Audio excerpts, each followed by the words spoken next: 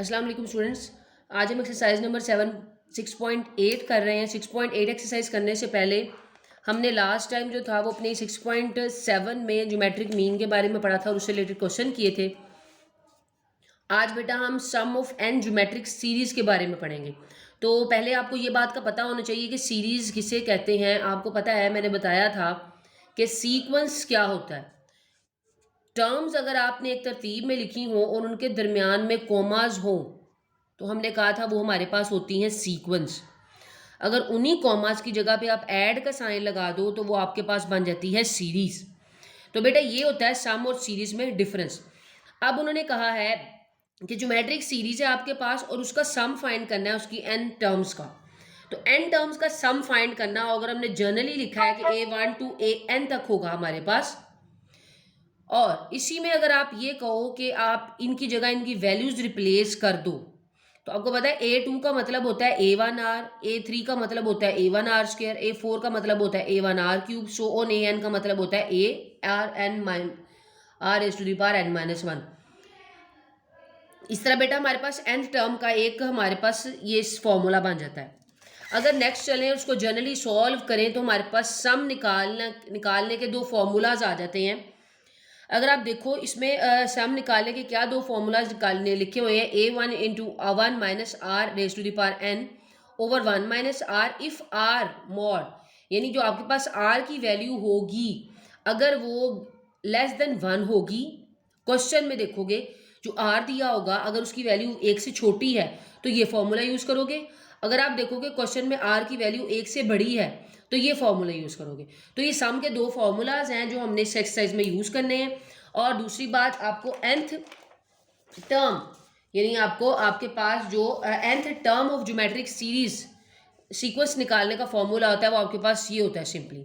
ठीक है, तो ये भी आपको याद होगा। इससे बेटा इसके बाद हम अपने एक्सरसाइज का क्वेश्चन नंबर 1 स्टार्ट करते हैं जो आपका स्मार्ट सिलेबस में क्वेश्चन नंबर 1 ऐड है 6.8 का। तो क्वेश्चन नंबर 1 में बेटा क्या लिखा हुआ, उन्होंने कहा find the sum of first 15 terms of the geometric sequence. उसने कहा ये ज्योमेट्रिक सीक्वेंस दी है और उसकी पहली 15 टर्म जो है उनको सम करके उनका आंसर बताइए।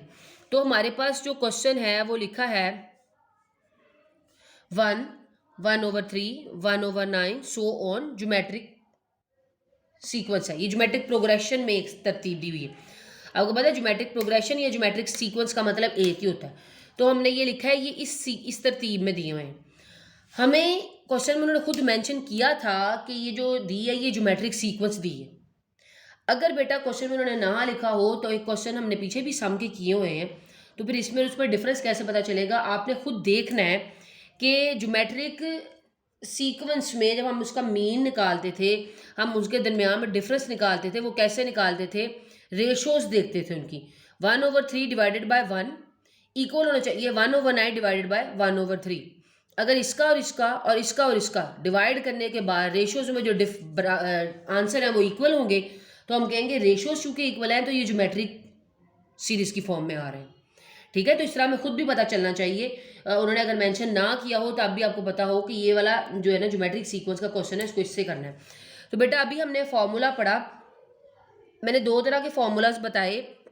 उसमें बेटा एक फॉर्मूला ये था, ये सम का फॉर्मूला है आपके पास, ये तब था जब हमारे पास आर होना चाहिए लेस देन 1। अब हम देखते हैं क्या वाकई इस क्वेश्चन में आर लेस देन 1 था। जो आर लेस देन 1 है बेटा हमारे पास, हम देख लेते हैं। हमारे पास A1 की जो वैल्यू है वो पहली वैल्यू 1 है। आर का मतलब है इसको इस पर डिवाइड करें, 1/3 divide by 1 is equal to 1/3। 1/3 का मतलब है एक को 3 हिस्सों में डिवाइड करेंगे तो ये लेस देन 1 ही है। इससे हमें पता चल गया कि आर लेस देन 1 है। एन हमारे पास टोटल टर्म्स कितनी है, उसने कहा था 15 टर्म्स का सम बताना है और S15 हमने यानी कि मालूम करना है। तो इस फॉर्मूले में वैल्यूज पुट करते हैं। S15 is equal to A1 की जगह 1, फिर 1 - RN की जगह पर R की वैल्यू और N की जगह पर 15 और ब्रैकेट्स क्लोज डिवाइडेड बाय बेटा 1 - 1/3। ये मैंने जहां जहां वैल्यूज थी वहां वहां पुट की। इसको आप आगे फर्दर सॉल्व करोगे, 1/3 नीचे आ जाएगा 2/3। इसको हम और फर्दर अगर सॉल्व करेंगे तो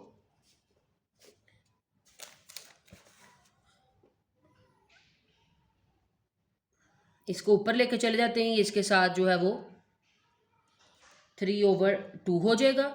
अब इसका एलसीएम लेना पड़ेगा, आपको पता है जब एलसीएम लेंगे तो 3^15 माइनस 1/3^15 आ जाएगा, मल्टीप्लाई बाय 3/2।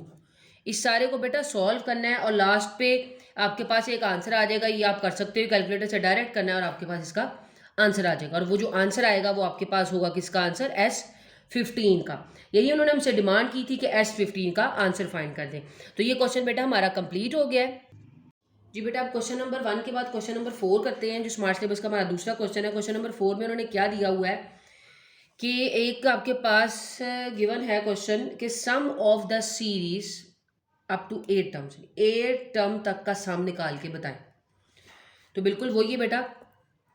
अब हमने इसमें देखिए उसने ज्योमेट्रिक सीक्वेंस लिखा नहीं कि ये ज्योमेट्रिक सीक्वेंस है, तो हमें क्या पता चलेगा कि सम किसका फॉर्मूला का सम वाला लगेगा, क्योंकि पहले भी हम सम निकाल चुके हैं। तो मैंने जैसे आपको पीछे वाले क्वेश्चन में ये बताया है कि हम इसका रेशो निकाल के देखेंगे रफ वर्क में। अगर इन दोनों का रेशो और इन दोनों का रेशो सेम आ गया तो हम कहेंगे ये ज्योमेट्रिक सीक्वेंस में ही दिया हुआ क्वेश्चन, उसका सम फिर यही लगेगा, सम का फॉर्मूला। तो ये तो सिंपल आ गया। अब जरा इसको भी इस पर डिवाइड करके देख लेते हैं। 1/i divided by 1 - i। इसको डिवाइड करके इसको रैशनलाइज कर लेते हैं। अब रैशनलाइज किया तो आगे सॉल्व भी करना पड़ेगा। आपको पता है यहाँ तक बात खत्म नहीं होती, क्योंकि जब नीचे आयोटा आ जाए तो हम डिवीजन में हमेशा आयोटा को ख़त्म करते हैं और उसको करने के लिए हमें उसको रैशनलाइज करना पड़ता है।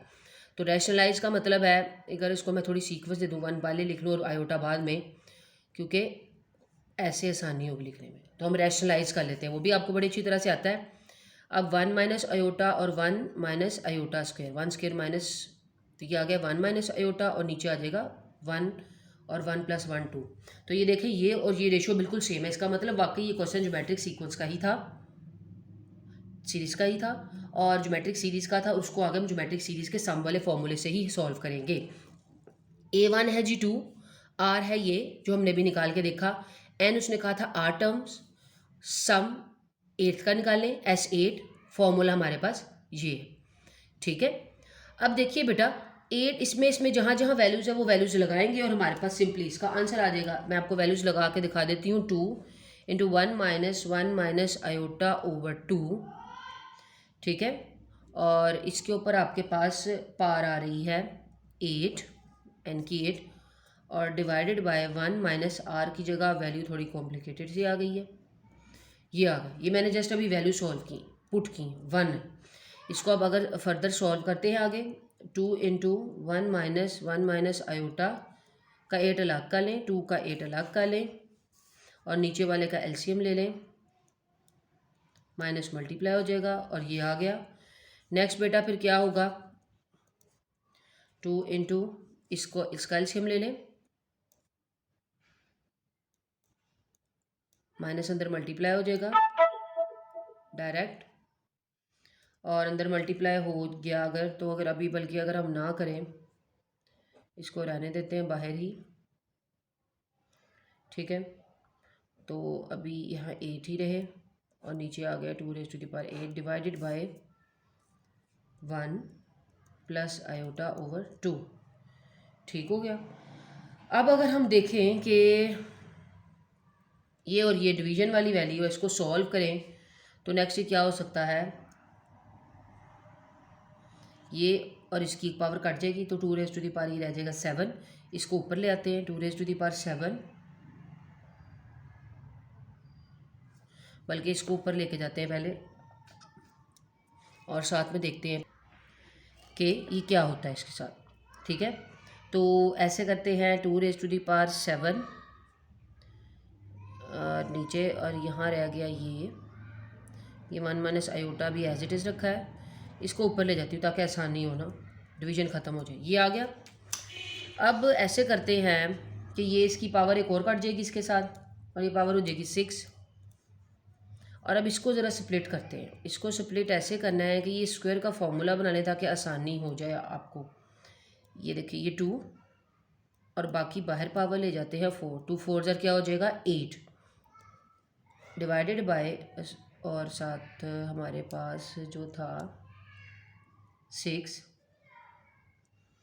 और मल्टी, और नीचे यहाँ पर हमारे पास साथ ही इसके आ गया 1 + आयोटा, क्योंकि वो 2 ख़त्म हो गया है, उसके साथ लिए यहाँ तक हो गया हमारे पास। अब इसके नेक्स्ट जो है वो करते हैं, क्या क्या बचा आपके पास वो देख ले कि 2⁸8 इसका स्क्वायर का फॉर्मूला अंदर ओपन कर लें तो देख लेते हैं 1 plus iota square minus 2 iota और इसकी पावर 4 चल रही है, डिवाइडेड बाय 2⁶ और 1 प्लस आयोटा चल रहा है, फिर 2⁸8 माइनस 1 इसकी वैल्यू माइनस 2 आयोटा की पावर 4, 2⁶ 1 प्लस आयोटा। इसको कैलकुलेटर से खोलें तो आपके पास आता है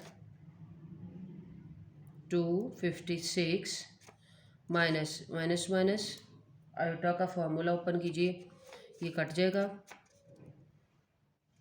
-2 आयोटा की 4, 2 आयोटा की 6, 1 प्लस आयोटा। इसको मज़ीद सोल्व करें, 256 -2 4 आयोटा की 4, इसको खोलें 64 1 प्लस आयोटा। बस इसको सिंप्लीफाई करते जाना है बस आगे। अब इसको सोल्व करेंगे तो 16 iota square minus minus plus हो जाएगा, नीचे रह जाएगा 64 1 प्लस आयोटा। और इसको आगे और अगर आप सॉल्व करो तो आपको मिलेगा 240 64 1 प्लस आयोटा। अब देखिए ये और ये इससे कट जाएगा, ये आ जाएगा 15/4 1 प्लस आयोटा। अब हमारे पास वैल्यू बड़ी सिंपल सी होगी, लेकिन ये देखा जाए तो नीचे आयोटा ख़त्म नहीं हो रहा, तो ये 15/4 को अगर साइड पे रखें तो ये 1 प्लस आयोटा रैशनलाइज होके 1 माइनस आयोटा आ जाएगा, सिंप्लीफाई कर रहे हैं ना, और ये ऐसे ही रहेगा। और अगर मैं इसको आपस में, ये आ जाएगा 1 माइनस आयोटा और 1 माइनस आयोटा स्क्वायर।